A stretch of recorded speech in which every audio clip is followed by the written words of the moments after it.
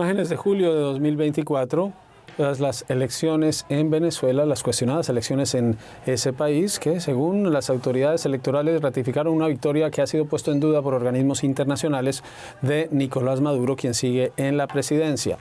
Human Rights Watch, organización internacional de defensa de los derechos humanos, acaba de presentar este informe. Se titula Castigados por buscar un cambio, asesinatos, desapariciones forzadas y detenciones arbitrarias tras las elecciones de 2024 en Venezuela. Para conocer qué contiene el informe y las conclusiones, nos acompaña Juanita Gobertus Estradas, directora de la División de las Américas de Human Rights Watch. Nos acompaña desde Bogotá. Muchas gracias, Juanita, por estar en Directo USA.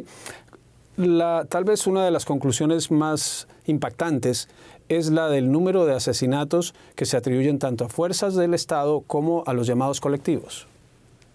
Así es, muchísimas gracias por la invitación. Este es un informe completo de la represión postelectoral luego de las elecciones del año pasado.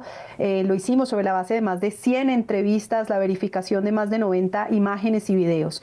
Pudimos constatar en el caso de las 24 personas que fueron asesinadas en los días posteriores al 28 de julio, que típicamente el modus operandi era la salida de fuerzas de seguridad, policía y otras fuerzas especiales a dispersar las protestas, usualmente con gas lacrimógeno, medidas menos letales. Una vez la manifestación no se disipaba, venían los colectivos con armas de fuego y ese fue en la mayoría de los casos, digamos, la causa de estos asesinatos.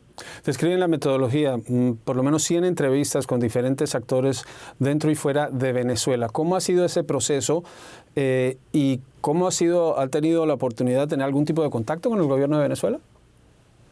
No, desafortunadamente no. Este es un régimen que desde hace muchos años prohibió el ingreso de Human Rights Watch al país. En su momento sacó a las personas que estaban investigando allí. Lo que hacemos es trabajar con aliados locales, pero además hacemos uso de nuestro laboratorio de investigaciones digitales para poder corroborar imágenes. Eso nos permitió, por ejemplo, establecer la forma en la cual ingresaban los colectivos, verificar que no se tratara de videos adulterados, establecer líneas del tiempo sobre la base, por ejemplo, de las sombras de las personas, de la manera en la cual iban huyendo a la represión de la protesta y así poder establecer una línea de tiempo y de hechos. Cuando uno lee el informe ve, ¿hay pasividad? ¿Hay complacencia? ¿Cómo se describiría la actitud de la comunidad internacional ante lo que ocurrió en Venezuela y en la normalización de relaciones de muchos países con el gobierno de Nicolás Maduro? Bueno, hay una inmensa frustración. El informe no solamente da cuenta de estos 24 asesinatos, sino casos de desaparición forzada, más de 60 personas que aún no se conoce su paradero, más de 2.000 detenciones arbitrarias, en donde típicamente a las personas se les ha prohibido tener acceso a su abogado de confianza, a sus familiares, manteniéndose en un régimen de incomunicación. Documentamos casos brutales de no solo malos tratos, sino incluso tortura dentro de los centros carcelarios, con asfixia, con golpizas, con quemaduras.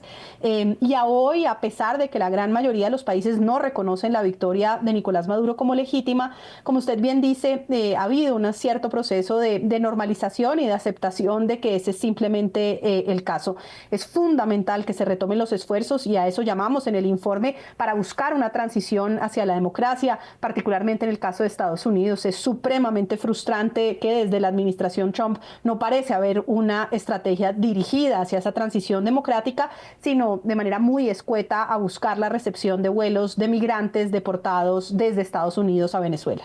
Y ahí quería ir, porque el informe también detalla sobre cómo el cambio de política de Estados Unidos, no solo en renovar la licencia de exploración de Chevron cuando fueron liberados estos estadounidenses que estaban detenidos allí, sino la suspensión de programas de asistencia internacional a grupos que trabajaban dentro de Venezuela, no solo en Venezuela, sino en muchos países del mundo, también fue bienvenido por el gobierno de Venezuela y otros de carácter autoritario porque les facilita el trabajo. El gobierno de Trump ha debilitado a quienes están buscando esclarecer las violaciones de derechos humanos. Así es, y además a las organizaciones que en territorio buscaron defender y aún lo están haciendo ese resultado electoral. Personas que recogieron las actas, que dan cuenta de que efectivamente Edmundo González fue quien ganó las elecciones, salieron de Venezuela protegiendo esas actas, en muchos de los casos, por ejemplo, en presencia en Colombia, con la promesa de una protección por parte del gobierno de Estados Unidos, y se encuentran no solo con los recortes de recursos que garantizaban organizaciones para su defensa o que garantizaban el funcionamiento de periodismo de investigación que daba cuenta de lo que estaba pasando, sino también con la decisión del gobierno Trump de ponerle fin a el mecanismo de protección temporal de venezolanos en su situación migratoria en Estados Unidos y el programa de parole, que si bien son decisiones que en ambos casos están suspendidas por jueces en Estados Unidos, revelan en todo caso la intención del gobierno de Trump de en últimas dejar votados, traicionar a las personas que han buscado una transición hacia la democracia en Venezuela. Y sorprende que, por ejemplo, la Secretaría de Seguridad Nacional emita un concepto diciendo que la situación en Venezuela ya permite el regreso de las personas que recibieron o el TPS o el parol humanitario, y que el secretario de Estado, Marco Rubio, quien como senador respaldó el estatus de protección temporal para los venezolanos, pasó un concepto diciendo que iba en contra de los intereses nacionales de Estados Unidos. Esa posición no es muy clara para un país como Venezuela, por lo que describe el informe, sigue viviendo una situación crítica.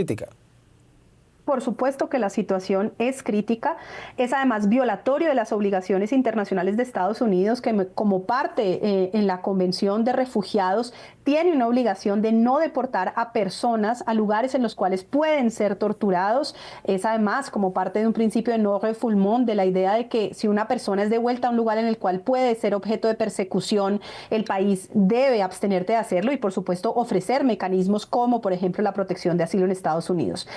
Hoy la decisión de enviar personas de vuelta a Venezuela es completamente violatoria de estas obligaciones. Claramente hemos documentado que persisten los malos tratos y las torturas, particularmente contra el tipo de opositores que justamente venían recibiendo varios de estas protecciones humanitarias y migratorias en Estados Unidos.